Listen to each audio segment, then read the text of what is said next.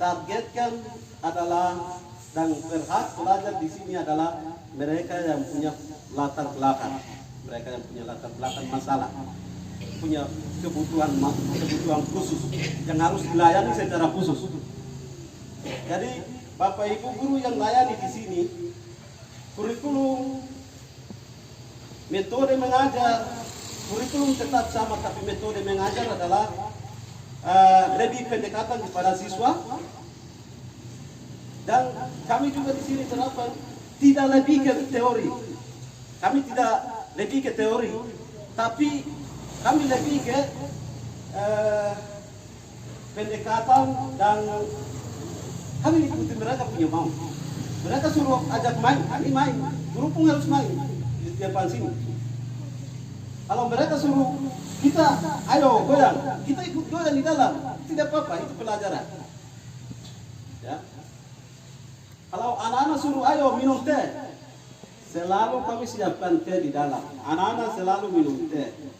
Kadang kami siapkan susu, anak-anak sering minum susu. Itu adalah bagaimana menarik anak-anak yang tadinya tidak bisa sekolah, tidak mau sekolah, tidak bisa dengar orang tua, tidak bisa dibujuk ke sekolah, ini supaya mereka ini harus sekolah. Itu. Sehingga anak-anak yang seperti itu, yang punya bermasalah, yang punya kebutuhan khusus yang harus dilayani dengan secara khusus, adalah guru-guru yang betul-betul dari punya keahlian.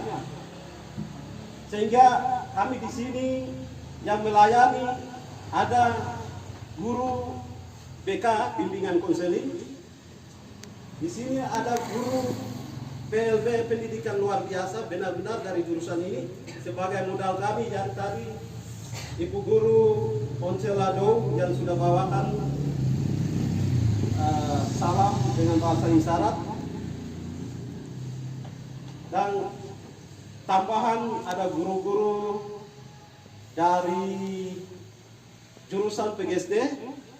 Kalau jurusan PGSD dia sudah tahu bagaimana untuk tangani di dalam ruangan kelas.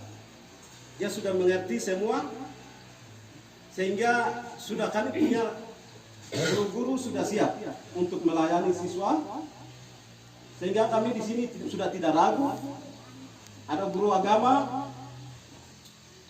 sehingga kami guru yang ada layani di sini ada 5 orang. 1 orang satpam dan 1 orang cleaning service, dan saya sendiri sebagai kepala sekolah, dan saya dibantu oleh wakil kepala sekolah, Pak Guru Mesak Adi SPD, mantan kepala sekolah di Kebo. Dan hasil dari itu sudah 1 tahun kami sudah eksis. Mohon maaf, sudah 1 semester kami sudah eksis.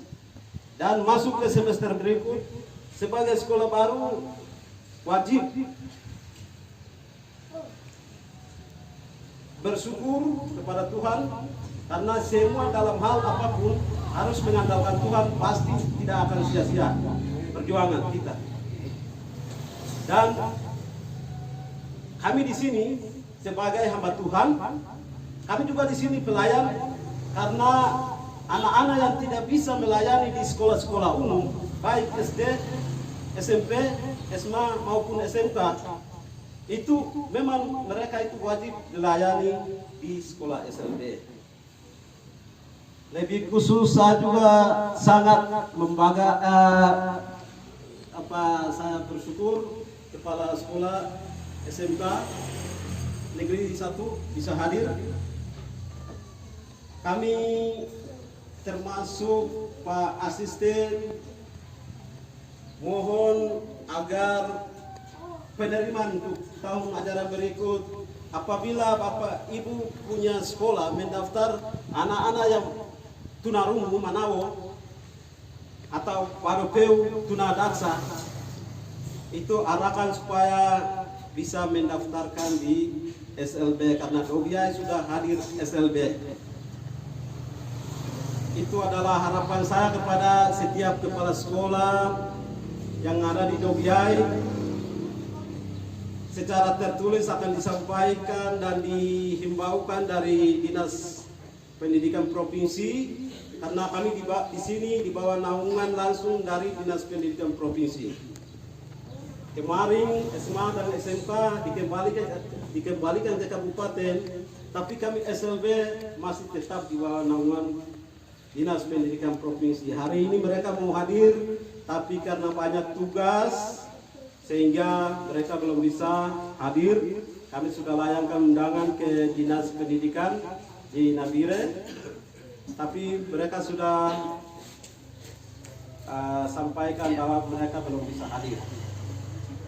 Sehingga saya sebagai kepala sekolah sekaligus mewakili Dinas Pendidikan Provinsi, karena saya ditugaskan dari Dinas Pendidikan Provinsi Papua Tengah menjadi untuk melakukan tugas-tugas ini sebagai kepala sekolah di sini. Saya harapkan supaya Bapak Ibu yang sudah hadir ini, termasuk Ibu Bapak yang dari PKBM, apabila ada anak-anak yang mempunyai kebutuhan ini, bisa arahkan untuk mereka sekolah di sini. Apabila mereka itu sekolah di SLB, sekolah luar biasa, mereka akan dilayani secara khusus. Kalau sekolah umum, dia akan sampaikan materi, sampaikan materi secara umum, disampaikan itu secara tidak pakai bahasa isyarat, ditangani, dilayani di dalam kelas, itu seperti biasa. Kalau SLB beda, satu orang di satu kelas pun bisa dilayani dan ditemani di bangku yang sama. Itu adalah perbedaan. Karena memang dia punya kebutuhan, ada yang lamban untuk menulis, harus dipandu. Jadi di sini kenapa hanya 3 kelas? Sesuai dengan pertimbangan yayasan, hanya yayasan bisa siapkan 3 ruangan, dan kami sementara titip di lokasinya pemerintah daerah. Terima kasih kepada pemerintah daerah, Pak Asisten 1. Mohon izin untuk sementara kami gunakan lokasinya Pemda, karena ini adalah kebutuhan dan yayasan pun sedang ikut membantu pemerintah. Dan kami di sini 1-2 tahun tetap kami akan di sini, dan segera kami juga carikan lokasi baru. Mudah-mudahan 1-2 tahun ke depan kami akan pindah lokasi dari sini. Dan hasil dari itu mungkin seperti itu. Dan berikutnya, itu yang pertama. Yang kedua, yang berikutnya adalah ini adalah warga belajar paket, kejar paket, jasa paket. Dan mereka ini jasa paket A. Mereka harus mendapatkan pendidikan, tidak bisa kita biarkan mereka tinggal terlena di luar. Sehingga mereka ini sebelumnya seperti apa dan sekarang seperti apa adalah mereka yang tahu. Tadinya mereka belum bisa membaca, menulis. Setelah kami tuntun selama 1 semester ini, mereka sedikit sudah bisa mungkin membaca, menulis. Mungkin salah satu saya minta bisa saksikan di sini sebentar. Kenapa kami buka program paket di Dogiai? Sejak pemekaran sampai dengan saat ini tidak ada yang peduli. Yayasan manapun tidak peduli. Pemerintah pun tidak membuka program jasa paket. Lalu warga-warga belajar yang ingin mau belajar, ingin mau memiliki jasa paket, karena jasa paket sudah disetarakan dengan sekolah-sekolah formal lain. Dan mereka itu bisa tes, bisa juga tes CPNS mereka bisa lanjut kuliah apabila mereka sudah mempunyai paket C.